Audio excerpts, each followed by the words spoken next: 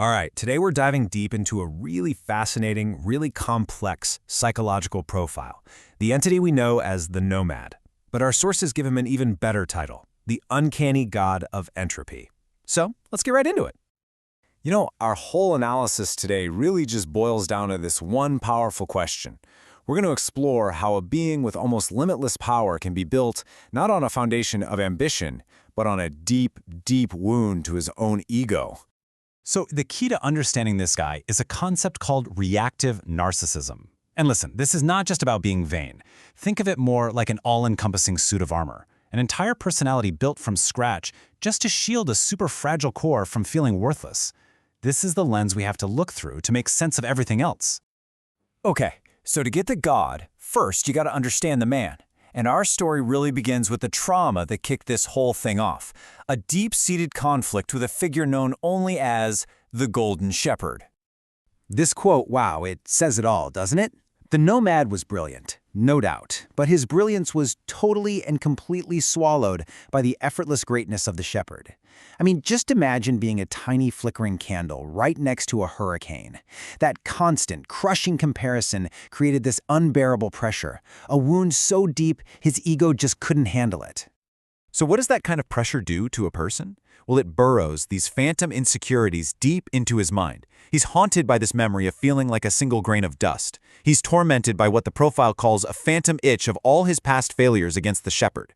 And he's just infuriated by his own mortal smallness. It got so bad, he started seeing his own human wants and desires as, like, glitches in the system. So he decided to build a whole new system, a new reality, where these feelings could be just mathematically erased. And his solution was, well, absolute. To stop himself from completely falling apart psychologically, he went through what our source calls a dark apotheosis. He basically decided that if being human was his weakness, he'd just get rid of it. He transformed himself into a vessel for pure, raw, cosmic power. Which brings us to this next phase. And this wasn't just a simple power-up, you know? This was a total, systematic teardown of his own mind. A deliberate purge of every single thing that made him human. He rebuilt his entire consciousness on 3 new rules. First, he decided that feelings like pain and anger were just inefficient friction, wasted energy. So he started harvesting them as raw data. Second, he got rid of the whole idea of individuality. Beings were now only valuable based on how useful they were to his master plan. And third, and this is a big one, he completely gave up on asking why, questions of purpose or morality.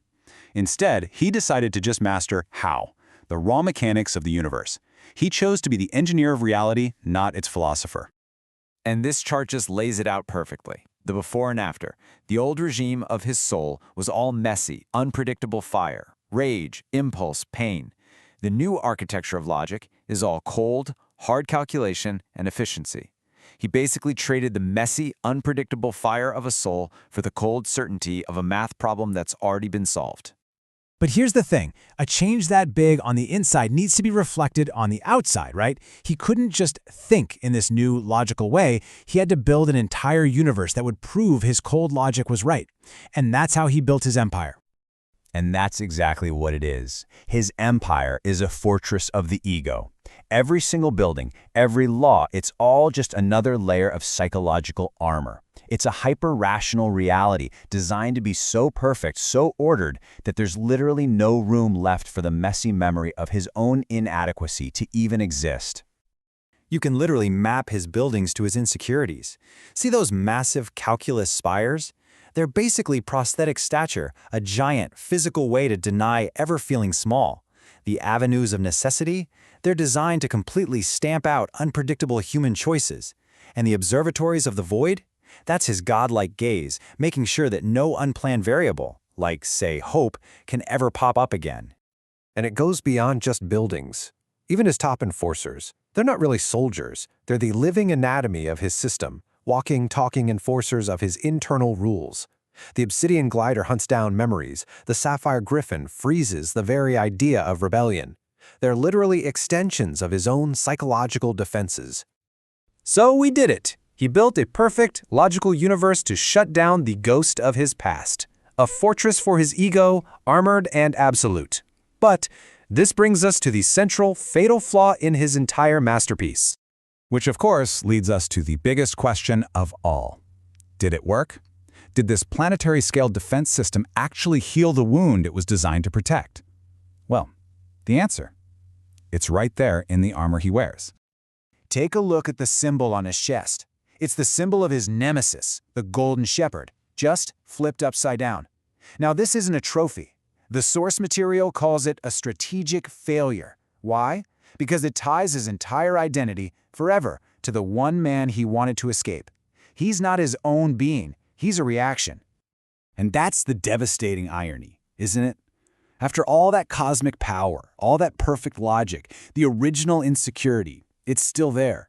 It's the ghost in the machine, the one variable his grand equation can't solve. He is still that candle, and the memory of the shepherd is still the hurricane. So, what does it all mean? What's the final clinical take on the uncanny god?